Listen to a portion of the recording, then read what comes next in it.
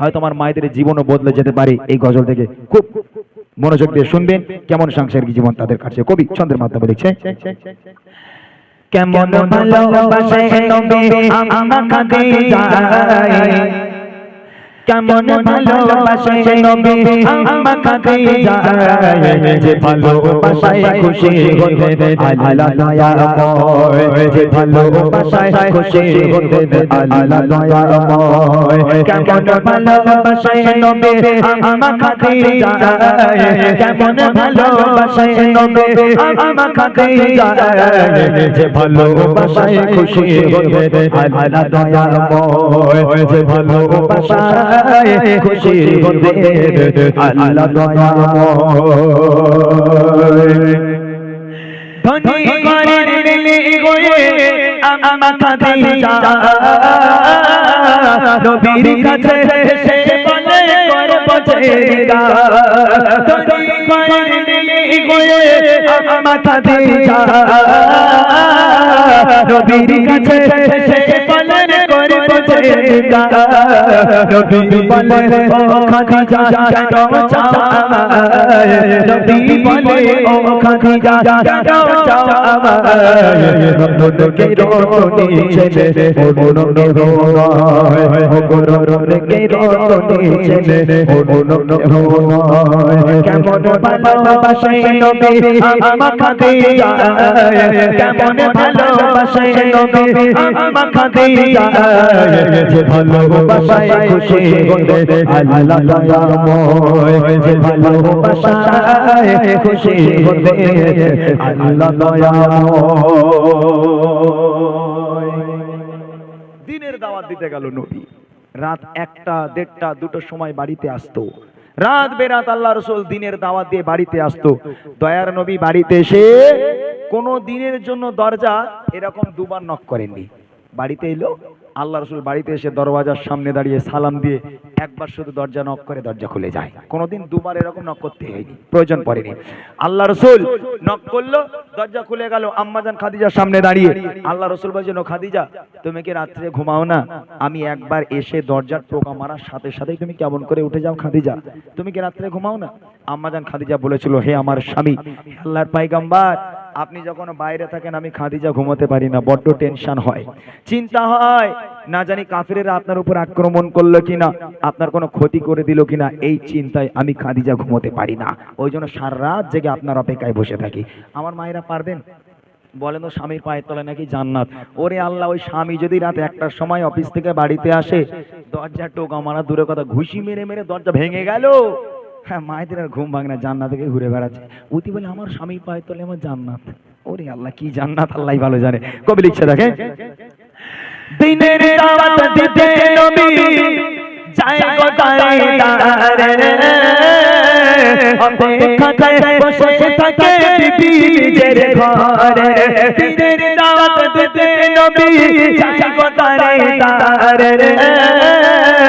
অপেক্ষায় বসে থাকে বিবিদের ঘরে, দরজা টোকা দেবার সাথে দরজা খুলে যায়, দরজা টোকা দেবার সাথে দরজা খুলে যায়, বিবি বলে আপনি ছাড়া ঘুম নাহি হয়, ও গো বিবি বলে আপনি ছাড়া ঘুম নাহি হয়। কেমন ভালোবাসে নবী আম্মা খাদিজা, কেমন ভালোবাসে নবী আম্মা খাদিজা, যে ভালোবাসায় খুশি হতে আল্লাহ দয়াময়, যে ভালোবাসায় খুশি হতে আল্লাহ দয়াময়। আল্লাহ রাসূল একদিন বাড়িতে আসলো, দরজা নক করলো, দরজা খুললো, আম্মাজান খাদিজার সামনে দাঁড়িয়ে আছে। আল্লাহ রাসূল খাদিজাকে দেখে হাউ হাউ করে কেঁদে ফেলেছে। কেন জানেন? আল্লাহ রাসূল দরজা টোকা মারার সাথে সাথে দেখছে আম্মাজান খাদিজার সামনে দাঁড়িয়ে আছে, তানার জামাটা এমন ভাবে এমন অবস্থায় ছিঁড়ে গেছে, ও জামা সেলাইও করা যাবে না, তাবলিও মারা যাবে না।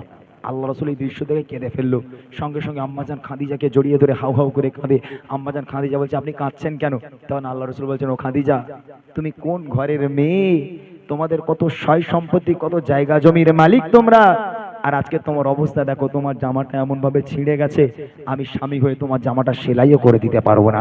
ও খাদিজা আমি তোমাকে ভালো রাখতে পারলাম না, আম্মাজান খাদিজা কাঁদতে কাঁদতে বলেছিল, হে আমার স্বামী, আমি আপনার কাছে অনেক সুখী আছি, আলহামদুলিল্লাহ, কোনোদিন কষ্ট পাইনি, তবে আমার 3টে আবদার আছে, আপনি কি পূরণ করবেন?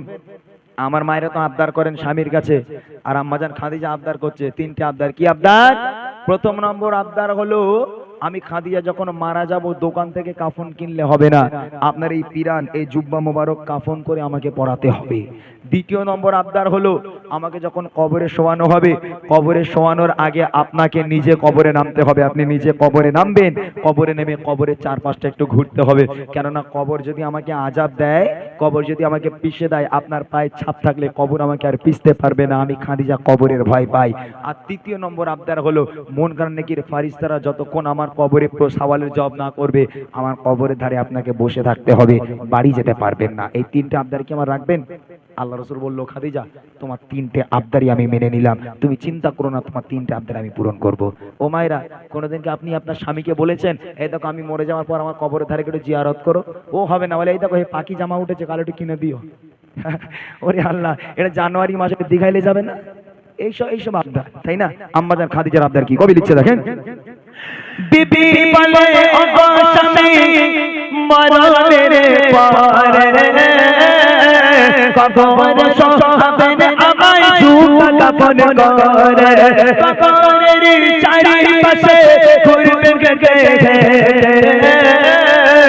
কবর জানো নাহি পারে আমায় পিছে দিতে, থাকবে বসে ফারিস্তাদের সওয়ালের সময়, থাকবে বসে ফারিস্তাদের সওয়ালের সময়, কবরের কঠিন আযাব বড়ই ভয়ের হয়, কবরের কঠিন আযাব বড়ই ভয়ের হয়। কেমন ভালোবাসে নবী আম্মা খাদিজা, কেমন ভালোবাসে নবী আম্মা খাদিজা, যে ভালোবাসায় খুশি হতে আল্লাহ দয়াময়, যে ভালোবাসায় খুশি হতে আল্লাহ দয়াময়। ইন্তেকাল হয়ে গেল, আম্মাজান খাদিজা মারা গেল। প্রথম আবদার ছিল, দোকান থেকে কাফন কিনলে হবে না, পিরান কাফন করতে হবে। আম্মাজান খাদিজাকে কাফন পরানো হলো আল্লাহ রাসূলের পিরান দিয়ে। কাফন তৈরি করার পর দ্বিতীয় নম্বর আবদার ছিল, কবরে নামতে হবে। আল্লাহ রাসূল কবরে নামলো, কবরে নেমে কবরের চারপাশটা ভালো করে ঘুরলো, ঘোরার পর আম্মাজান খাদিজাকে কবরে শোয়ানো হলো। শোয়ানোর পর এই আপনার মানে মৃত ব্যক্তি যখন মানুষ মারা যায়, কবরে শোয়ানোর পর এই মুখটাকে পশ্চিম দিকে রাখতে হয়, যারাই মারা যাবে মুখকে পশ্চিম দিকে রাখতে হয়, তাই না? তো আম্মাজান খাদিজার এই মুখটাকে নিয়ে যতবার পশ্চিম দিকে ঘোরানো হয় অটোমেটিক সামনে চলে আসে। আবার একবার চেষ্টা করা হলো, আবার আম্মাজান খাদিজার এই মুখটাকে নিয়ে পশ্চিম দিকে ঘোরানোর চেষ্টা করা হলো, আবার অটোমেটিক আসমানের দিকে হয়ে যায়। এরকম করে 3-3বার যখন আম্মাজান খাদিজার এই মুখটাকে কবরের ভিতরে যখন পশ্চিম দিকে করা হলো, আম্মাজান খাদিজার মুখটা পশ্চিম দিকে ঘোরে না, অটোমেটিক যখন আসমানের দিকে হয়ে যায়, তখন আল্লাহ পাক আমার নবীর কাছে বার্তা পাঠালো, আমার বন্ধু চিন্তার কারণ নেই, কোনো চিন্তা করবেন না, আমি আল্লাহ চাই না খাদিজার মুখটা পশ্চিমের দিকে থাক, কেননা খাদিজা দ্বীন ইসলামের জন্য, আমি আল্লাহ আমার জন্য এত রক্ত ঝরিয়েছে, এত কুরবানি করেছে, এত কষ্ট করেছে আমার খাদিজা, আমি আল্লাহ খাদিজার উপরে এত খুশি হয়ে গেলাম, আমি আল্লাহ চাই না খাদিজার মুখটা পশ্চিম দিকে হয়ে থাক, আমি আল্লাহ চাই খাদিজার মুখটা আসমানের দিকে হয়ে থাক, যাতে করে আমি আল্লাহ আরশে মুআল্লায় বসে বসে আমি আমার খাদিজাকে প্রতিনিয়ত দেখতে পারি। একবার জোরে বলুন না সুবহানাল্লাহ। কি ভালোবাসতো আমার আল্লাহ আম্মাজান খাদিজাকে। প্রশ্ন করেছিলাম আল্লাহ পাক কাকে সালাম দিয়েছিল? এই সেই মানুষ, এই সেই নারী আম্মাজান খাদিজা, যাকে আল্লাহ আরশে মুআল্লায় বসে বসে সালাম পাঠিয়েছিল, এবং মরে যাবার পরেও আল্লাহ বলছেন আম্মাজান খাদিজার মুখটাকে আসমানের দিকে করে নাও, যাতে করে আমি আল্লাহ আরশে মুআল্লায় বসে বসে আমি আমার খাদিজাকে দেখতে পারি। কি ভালোবাসে। শেষ কথা কবি লিখছে দেখেন, কেবেলাতে মুখ করে আসমানের ওই দিকে যায় যে ভোরে, চাচা সবাই খাদিজাকে কেবেলাতে মুখ করে, আসমানের ওই দিকে যায় যে ভোরে, আল্লাহ বলে ও গো নবী চিন্তার কিছু নাই, আল্লাহ বলে ও গো নবী চিন্তার কিছু নাই, খাদিজাকে দেখবো বলে আমি সর্বদাই, ও গো খাদিজাকে দেখবো বলে আমি সর্বদাই, কেমন ভালোবাসে নবী আম্মা খাদিজা কেমন ভালোবাসে নবী আম্মা খাদিজা যে ভালোবাসায় খুশি হতে আল্লাহ দয়াময় যে ভালোবাসায় খুশি হতে আল্লাহ দয়াময় যে ভালোবাসায় খুশি হতে আল্লাহ